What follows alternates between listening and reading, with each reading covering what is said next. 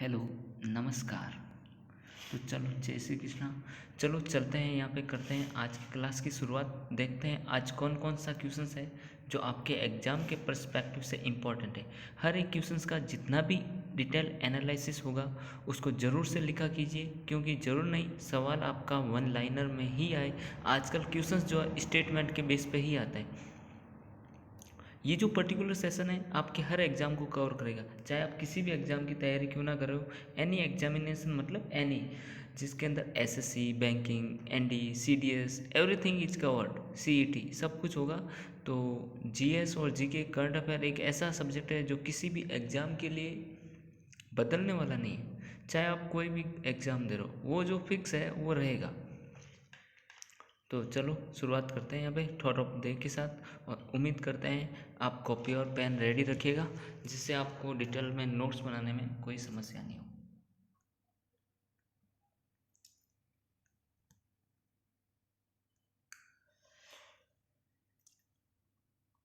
आज का thought of day है, इस दुनिया में असंभव कुछ भी नहीं है, हम वो सब कर सकते हैं जो हम सोच सकते हैं। इस दुनिया में सोचे तो कुछ भी असंभव नहीं है, हम वो सब कर सकते हैं जो हम चाहते हैं, जो हम सोचते हैं। तो इस चीज़ से लेके आप होपलेस ना हो कि मेरा एग्ज़ाम नहीं निकल रहा है या कुछ नहीं कर पा रहे हैं। ज़रूर निकलेगा, आप थोड़ी मेहनत करते रहिए। क्वेश्चन है, ये है स्विट्ज़रलैंड का एक इंडेक्स रिलीज हुआ है, उसको ज़रूर लिखो आप। Which country has reclaimed its number one spot in US News World Report annual based country ranking? Country ranking जो आई है वर्ल्ड की, नाम क्या उसका? US spot in US news world report, जिसके अंदर फर्स्ट स्टेज पे कौन है? स्विट्जरलैंड। क्वेश्चंस लिख लेना एसएससी वालों, ये क्वेश्चंस आपके आने वाले एग्जाम में छपेगा। 3 4 5 एस्ट्रिक मार्क लगा दो। आना मतलब आना, कोई भी एक शिफ्ट में पूछेगा पर पूछेगा। जबकि इसमें इंडिया की रैंकिंग कितनी है? Switzerland, Germany and Canada are the best country in the world and India slip to 31, मतलब पिछले साल की तुलना में 31 पे आ चुका है अब।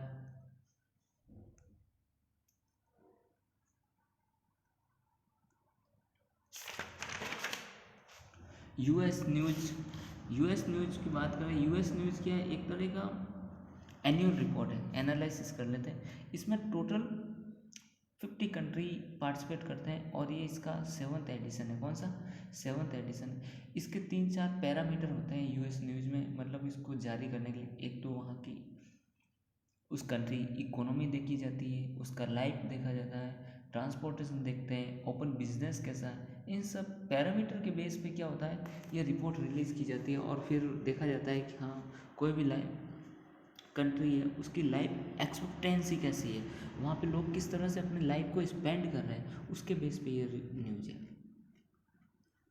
तो best country Switzerland, Germany, Canada and India की बात करें, इंडिया की रैंकिंग कौन सी है? 31 पे है।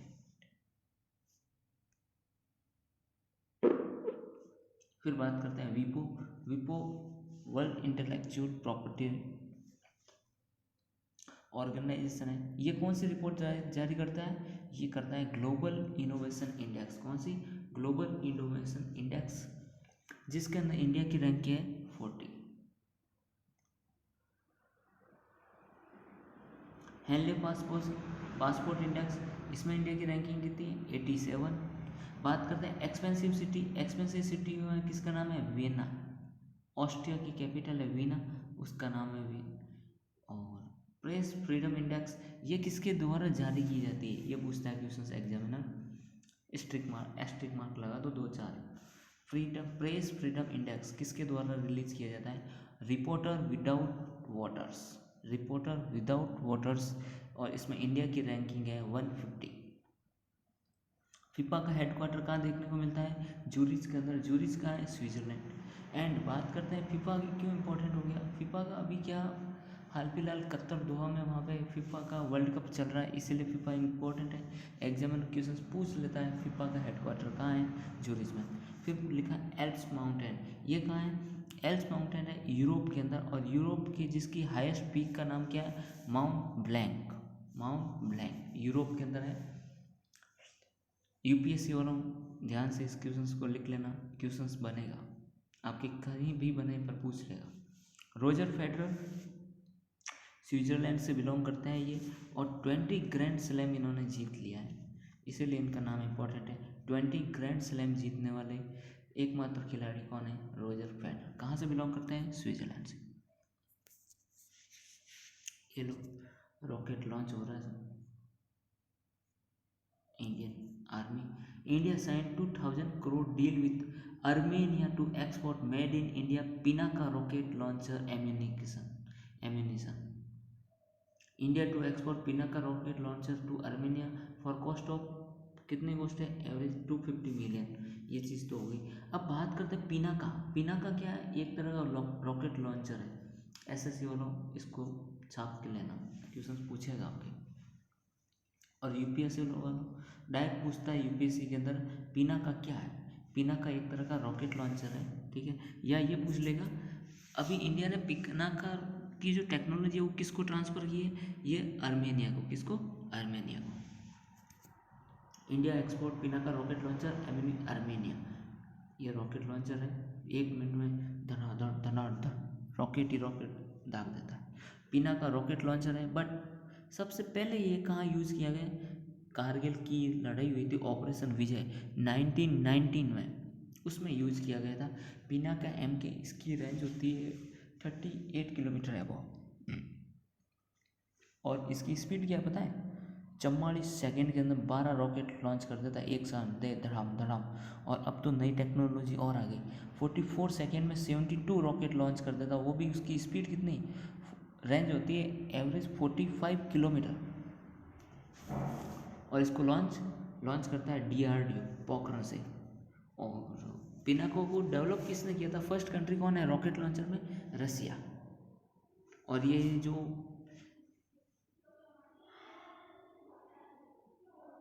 वर्क करती है इंडियन रीजनल नेविगेशन सैटेलाइट के बेस पे।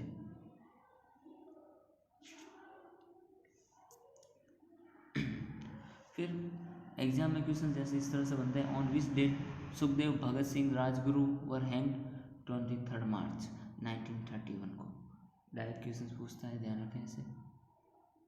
इन which year first census were introduced in India. India में पहली बार फर्स्ट सेंसस कब कंडक्ट किया गया, जनगणना 1872। ये अभी का हाल फिलहाल का वो एक पेपर हुआ था, उसके अंदर ये सारे क्वेश्चंस पूछे गए हैं, तो मैंने कहा आपको दिखा देता हूँ कि क्वेश्चंस का पुटअप करने का तरीका कैसा है। फिर आता है India Delhi international Indira Gandhi international airport become India first 5G ready airport. India का पहला एयरपोर्ट है जो 5G के लिए रेडी है। तो क्वेश्चन ये, who has tested the 5G technology in India in recently. किसने कौन सी कंपनी ने लॉन्च टेस्ट किया था 5G, एयरटेल ने। एंड 5G है जो रिलायंस का ऑक्शन जीत चुकी है। और फर्स्ट एयरपोर्ट बना है Delhi Indira Gandhi international airport 5G generation. अगर बात करते हैं सोलर पावर बेस पे एयरपोर्ट कौन सा है, कोची एयरपोर्ट है, वो सोलर पे चलता है। और कौन सा एयरपोर्ट ऐसा है जो कार्बन न्यूट्रल हो चुका है, वो है लेह। एंड सोलर और विंड दोनों के बेस पे कौन सा एयरपोर्ट है, मुंबई का। जबकि दिल्ली का एयरपोर्ट है वो किसके बेस पे, हाइड्रोजन पावर बेस पे। तो ये चीज़ें ध्यान रखें, जितना भी चीज़ें पूछी जा रही बताई जा रही डिटेल में एनालिसिस, उसको ज़रूर नोट कीजिए, क्वेश्चंस वहीं से बनेगा, ये ध्यान रखें साथियों। Delhi Indira Gandhi airport ready to support 5G services, Delhi operator. बात करते हैं सारगोसा सी, जैसे क्वेश्चन ये अभी पूछा गया रिसेंटली, सारगोसा सी ये कहाँ पे लोकेटेड है, ये लोकेटेड है नॉर्थ अटलांटिक ओशियन। ये जो क्वेश्चन है मोस्ट ऑफ, जैसे नॉर्थ अटलांटिक ओशियन क्यों चर्चा में, क्योंकि वहाँ अभी कोई एक्सरसाइज हो रही, तो उसी के बेस पे सारगोसा सी के अंदर कौन सी एक्सरसाइज हुई कंट्री के द्वारा, जैसे रसिया एंड इंडिया, तो तो उस तरह से कंट्रीज़ में एक्सरसाइज होती रहती है, उसके बेस पे क्वेश्चंस बन जाता है। तो ये डिटेल एनालिसिस होती है ना, तब उसको नोट ज़रूर किया करो। फिर बात करते हैं what is boundary line between India and China. India और चाइना के बीच में बाउंड्री लाइन कौन सी? Red Cliff, Indira point, दुरन line, McMahon line.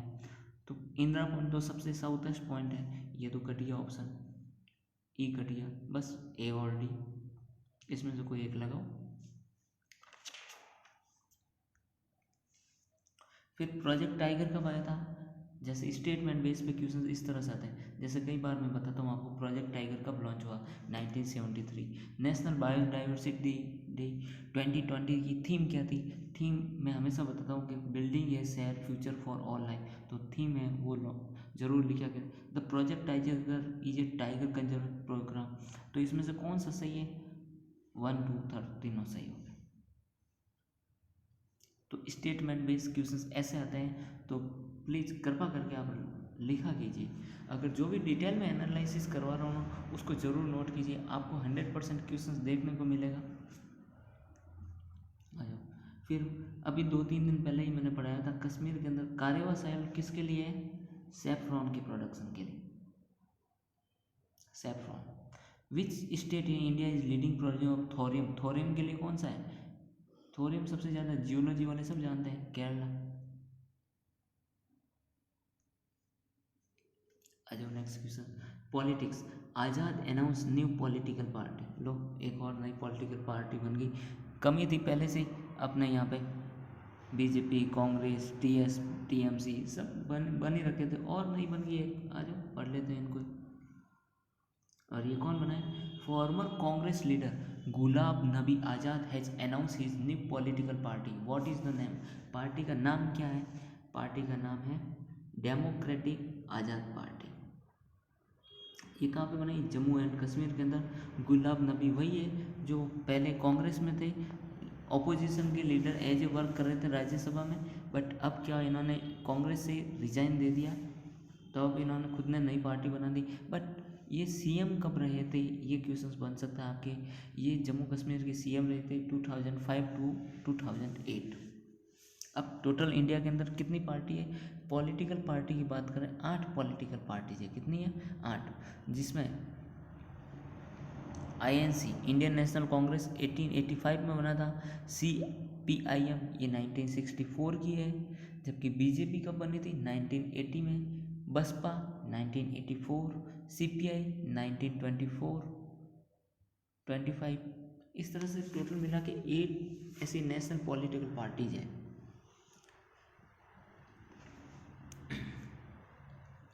Farmer गुलाब Nabi Azad launch democratic Azad party. Question बनेगा, याद रखना इसको, बनेगा। Which river is also known as sorrow of Bihar. अभी थोड़े दिन पहले ही मैंने इसको डिस्कस किया था, सौरभ बिहार के नाम से कौन सी नदी है? देखो अपने नोट्स में मिल जाएगा आपको इसका answer. Which district Bihar Tehran Kund waterfall, ये भी मिल जाएगा आपको, पिछले वीडियो या जो भी मैंने पढ़ाया उसको देखो। तेहरान कुंड कहाँ पे? कैमूर में, एमपी वालों ध्यान रखें, तेहलार कुंड वाटरफॉल कैमूर के अंदर। फिर बात करते हैं करेंसी। इंडिया के अंदर जो करेंसी प्रिंट होती है वो कहाँ कहाँ है करेंसी के लिए? जो एक तो हो गई नासिक, दूसरी देवास, तीसरी मैसूरी और चौथी सालगांव। 4 ही इंडिया के अंदर करेंसी प्रिंट के लिए 4 जगह पे है, एक तो नासिक, देवास, मैसूरू एंड सालगांव। लो एक और योजना, मोदी गवर्नमेंट ने प्रधानमंत्री गरीब कल्याण अन्न योजना थी, उसका विस्तार कर लिया मोदी जी ने, सितंबर 2022 से लगा के 6 महीने और इसको एक्सटेंड कर दिया। ये योजना वही है जो कोरोना के टाइम में सबको राशन फ्री दिया जा रहा था, 5 किलो प्रति व्यक्ति निःशुल्क। तो क्वेश्चन ये, union cabinet had decide extend to Pradhan Mantri Garib Kalyan Yojana further कितने टाइम के लिए अक्टूबर से बढ़ाई जा रही है? ये दिसंबर 2022 तक बढ़ाई जा रही है। अब प्रधानमंत्री गरीब कल्याण योजना लॉन्च कब हुई? क्वेश्चन यहीं पर फंसता है। लॉन्च होती अप्रैल 2020 के अंदर इन कोविड-19। इसके अंदर क्या होता है, प्रत्येक राशन कार्ड को 5 kg गेहूँ फ्री ऑफ कॉस्ट दिया जाता है, जिसमें वीट या राइस कुछ भी हो सकता है, and 5 kg food extra grains दिया जाता है। और ये पीएम गरीब कल्याण योजना है, वो कौन से किसके अंडर आता है, ये आता है नेशनल फूड सिक्योरिटी एक्ट, जो अभी 2-3 दिन पहले हमने पढ़ा था, उस 2013 उसी के अंदर आता है। और इसको लॉन्च किसने किया था, मिनिस्ट्री ऑफ फाइनेंस। और सबसे ज़्यादा फूड ग्रेन्स डिस्ट्रीब्यूशन करने वाला राज्य कौन सा है, पूछ ले तो ओडिशा। कौन सा है, ओडिशा। प्रधानमंत्री गरीब कल्याण योजना दिसंबर 2022 तक एक्सटेंड हो चुकी है। फिर बात करते हैं, who was the chairman of first law commission in independent India. सबसे पहले लॉ कमिश्नर कौन थे इंडिपेंडेंट इंडिया के। देखो इस तरह से क्वेश्चंस आते हैं, ध्यान रखें। मैं ढूंढो इसके आंसर, पिछले वाले वीडियो में मिल जाएगा आपको। One nation one election it realize in India which article to Indian constitution required an amendment. कौन से आर्टिकल, वन नेशन वन आर्टिकल के लिए, इसके लिए कोई आर्टिकल ही नहीं है तो कन्फ्यूजन नहीं होना, नन ऑफ दी हुआ। वन नेशन वन इलेक्शन एक तरह का ये तो कैंपेन है। ये कब लॉन्च हुआ था, 2019 के अंदर लॉन्च हुआ था। फिर बात करते हैं, electoral college for the 16 vice president election of India for 2022 consist of how many member. ये वही है जब अभी 16 वाइस प्रेसिडेंट जो उपराष्ट्रपति के इलेक्शन हुए थे, कंडक्ट हुए, जो जगदीश धनखड़ जी जीत गए, तो उस टाइम कितने मेंबर थे वाइस प्रेसिडेंट के इलेक्शन के लिए, 788। कितने मेंबर आए थे, 788। फिर देख लो एक क्वेश्चन आ गया, अभी इसको डिस्कस किया ही था 2-3 दिन पहले। इंडिया प्रेसिडेंट एलिजिबल फॉर री election in how many time. India के अंदर एक प्रेसिडेंट होता है, उसको कितने टाइम के लिए, कितनी बार री इलेक्ट कर सकते हैं, 1 बार 2 बार 3 बार, कितनी भी बार करो ना, बनता ही नहीं है, एनी नंबर ऑफ टाइम्स। कितनी बार, एनी नंबर ऑफ टाइम्स। फिर आ जाओ, आरबीआई गवर्नर कौन है, 25 नंबर के हैं ये क्वेश्चंस लिख दो। आरबीआई गवर्नर शक्तिकांत दास जी है, और ये कितने नंबर के हैं, 25 नंबर के, 25 नंबर। अब इनको मॉनेटरी पॉलिसी को हेड किया था। मॉनेटरी पॉलिसी वही होती है जो क्या करती है, मार्केट में मनी फ्लो होती है, इन्फ्लेशन रेट है, उसको डिसाइड करती है। मनी मार्केट मतलब कि महंगाई को कंट्रोल करना है या मंदी आ रही है, इन सबको कंट्रोल करने के लिए होता है। अब इन्होंने रेपो रेट राइज की है। रेपो रेट मतलब क्या होता है, जिस पे बैंक कस्टमर को आगे लोन देता है। जैसे रेपो रेट, जैसे मान लियो आरबीआई होता है, आरबीआई किसको पैसा देता है, आरबीआई देता है जैसे बैंक को, एसबीआई हो गया, एचडीएफसी बैंक हो गया। तो ये जब आरबीआई किसी छोटी बैंक को पैसे देता है, वो तो क्या हो गया, रेपो रेट। और अगर बैंक आरबीआई को वापस पैसा डिपॉजिट करती है तो वो कौन सा हो जाता है, रिवर्स रेपो रेट, मतलब RRR। और जब आरबीआई छोटे बैंक को पैसा देती है, एसबीआई वगैरह इन सबको, तो ये तो हो जाती है रेपो रेट। और अगर रेपो रेट बैंक ही वापस पैसे आरबीआई को जमा करवाए दिए, हो जाते हैं RRR, reverse repo rate. Reverse repo rate कैसे होती है, जैसे बैंकों के पास पैसे ज़्यादा हो जाते हैं, वो सब कहाँ जाएंगे, या तो पब्लिक में डिस्ट्रीब्यूट करेंगे या वापस बैंक में आरबीआई में जमा करवा देते हैं। तो आरबीआई में जब वापस जमा करवाएंगे तो उनको क्या, कम ब्याज दर मिलता है। ये था। Who has started her Ghar Tiranga Abhiyan on occasion on 75th Independence Day. Har Ghar Tiranga अभियान कौन सी मिनिस्ट्री ने लॉन्च किया था, सेंट्रल गवर्नमेंट ने। ऐसे क्वेश्चन आते हैं, ध्यान रखें। Which state has become the first state in the country in the process of new education policy. कौन से स्टेट ने लॉन्च की थी, देखो पीछे वाले क्वेश्चन वीडियो मिल जाएगा आपको आंसर, अगर कंटिन्यू बने रहे तो, नहीं तो ढूंढो या कमेंट कर देना। आपको अगर क्वेश्चंस का आंसर इसमें मिल रहा है तो आप कमेंट कर देना, आपको जो जो क्वेश्चंस के आंसर मिला है। बाकी आप नोट्स इसके साथ साथ बनाते रहें, बहुत हेल्प मिलेगी। Who was the candidate to UPA. UPA के अंदर 15 प्रेसिडेंसी इलेक्शन हुए थे, तो इसके ऑपोजिशन कैंडिडेट कौन था, मतलब कि अभी जो चुनाव हुए हैं राष्ट्रपति के, द्रौपदी मुर्मू इलेक्शन तो हो गई, बट द्रौपदी मुर्मू जी के ऑपोजिशन में कौन खड़ा था, ये पूछा है क्वेश्चंस, बताओ। द्रौपदी मुर्मू तो एनडीए सरकार के, बट यूपीए से कौन है, यूपीए से थे यशवंत सिन्हा जी, जो हार चुके हैं, ठीक है। Who was the receive international Booker prize for her novel, Booker prize किसने जीता था, उसके बारे में बताना है, कमेंट कर देना आपको आंसर पता हो तो, नहीं तो कल बताऊंगा। ये देखिए, ये इंडिया को एक आर्कियोलॉजिकल सर्वे ऑफ इंडिया को एक नई साइट डिसे मिली है, बुद्धिस्ट केव, कौन सी केव है, बुद्धिस्ट केव, वही देखते हैं। तो क्वेश्चन क्या है, archaeological survey of India has recently found the remains of Buddhist cave temple in which state, कौन से स्टेट में मिली है बुद्धिस्ट केव, इनको बुद्धिस्ट केव कहाँ मिल सकती है, एमपी के अंदर सबसे ज़्यादा है वैसे ही। बट क्वेश्चन ये नहीं, क्वेश्चन ये पूछेगा आपसे, इस कौन से नेशनल पार्क के पास मिली है, ये tiger reserve, Bandhavgarh tiger reserve, कौन सा टाइगर रिजर्व, बांधवगढ़। अब बात करते हैं archaeological survey of India, archaeological survey of India का बनाया किसने, फाउंडेशन 1861 में हुआ था इसका फाउंडेशन, और इसको बनाया था अलेक्जेंडर कनिंघम ने, और ये आता किसके अंदर, मिनिस्ट्री ऑफ कल्चर के अंदर इसको आता है। आर्कियोलॉजिकल सर्वे फाउंड बुद्धिस्ट केव नियर बांधवगढ़ टाइगर रिजर्व, ये देखिए बहुत पुराना मंदिर है सब, केव भी मिली यहाँ पे, बुद्धिस्ट केव है और 2nd सेंचुरी का है। और जो हिंदू टेम्पल है, ये टेम्पल शायद बता रहे हैं 19 to 11th सेंचुरी के हैं, 9 to 11। और ये डेडिकेटेड किसको है, ये किसी पूछ सकता है, ये भगवान विष्णु को डेडिकेटेड, कौन से, भगवान विष्णु का ये है, इनकी डेथ हो गई, आया कौन है ये, death of A Jayanti Patnaik farmer member of parliament and which number of chairperson of NCW, national commission for women,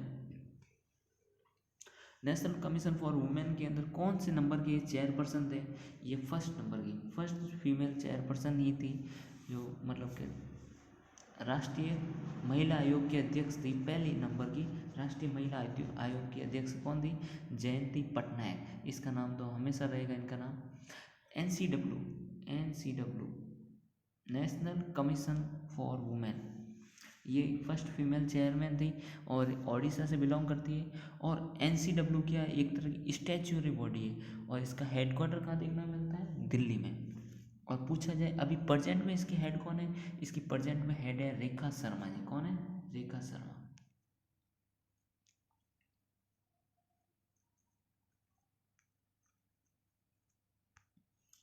death of Jayanti Patnaik, former MP भी रह चुके हैं और फर्स्ट चेयरपर्सन रही है ये NCW की। फिर ऑपरेशन गंगा लॉन्च हुआ था, वो किसके लिए था, यूक्रेन में इंडियन जितने भी फंसे उनको निकालने के लिए, याद है वहाँ पे जहाँ कोई भी कार निकल रही थी, इंडिया का पीछे फ्लैग लगा हुआ था और वहाँ से निकाला गया ऑपरेशन गंगा के द्वारा, एक भी भारतीय को नहीं मारने दिया। ये लता मंगेशकर जी के नाम पे कल ही पढ़ाया था, कौन सी बुक थी, यतीन्द्र मिश्रा जी ने इसको लिखा, राइटर है, ए लाइफ इन ए म्यूजिक। ये क्वेश्चंस बनेगा, SSC वालों इसको छाप के लिख लेना, 100% बनेगा। और जितना भी डिटेल एनालिसिस किया जा रहा है उसको तो लिखते ही जाओ आप, आपके हर एग्ज़ाम के पर्सपेक्टिव से इम्पॉर्टेंट है, चाहे आप राजस्थान का एग्ज़ाम दे रहे हो, चाहे UPSC का दे रहे हो, चाहे स्टेट PCS का, सारे एग्ज़ाम दे रहे हो, आप 5-6 महीने कंटिन्यू रह के देख लो, आपको रिजल्ट आपके सामने मिलेगा, बस कंटिन्यू रहो। Who is the author of book title Lata Surgatha, इसके बुक टाइटल के कौन थे, ईरा पांडे, कौन है, ये भी एक तरह की बुक है, लता सुरगाथा। इसके ये रिलीज अभी जस्ट 2023 में होगी, कब होगी, 2023 में, इंग्लिश मीडियम में होगी। और हिंदी मीडियम में कौन सी बुक है, यतीन मिश्रा जी की बुक थी, उसी को इंग्लिश में कन्वर्ट कर दिया, किसने किया था, ईरा पांडे ने। बस क्वेश्चन यही बनेगा, यतीन लता सुरगाथा को इंग्लिश मीडियम में किसने कन्वर्ट किया? ईरा पांडे ने। और हिंदी मीडियम की कौन सी बुक है? यतीन मिश्रा जी।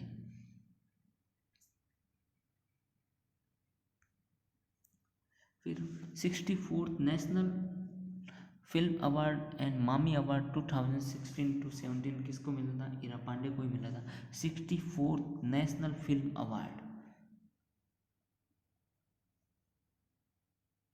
फिर बात करते हैं, वर्ल्ड का लार्जेस्ट सफारी पार्क बनने जा रहा है गुरुग्राम हरियाणा के अंदर, जिसको अरावली रेंज। क्वेश्चंस बनेगा 101% लिख लो, आपका ये क्वेश्चंस बनेगा एसएससी वालों हो या यूपीएससी में। इसका क्वेश्चन आपको कहीं ना कहीं, चाहे ईपीएफओ के एग्जाम में आए, चाहे सीडीएस में, एनडीए, यूपीएससी, कहीं ना कहीं ये क्वेश्चन 100% आपको देखने को मिलेगा।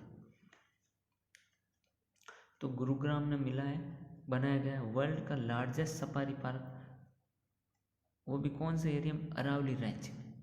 और ये देख लिए हरियाणा के सीएम खट्टर साहब। ये था आज का सेशन।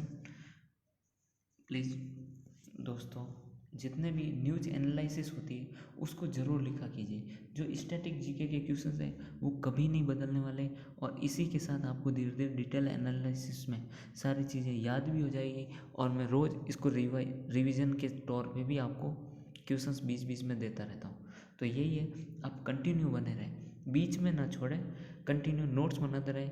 हाँ, चाहे आप कोई भी एग्ज़ाम हो, बस इसको थोड़ा सा कंटिन्यू रखो, आपको ऑटोमेटिकली खुद को रियलाइज होने लग जाएगा पढ़ते पढ़ते साथ कि एग्ज़ाम में क्वेश्चन किस तरह से पूछे जाते हैं और उसका आंसर क्या आएगा।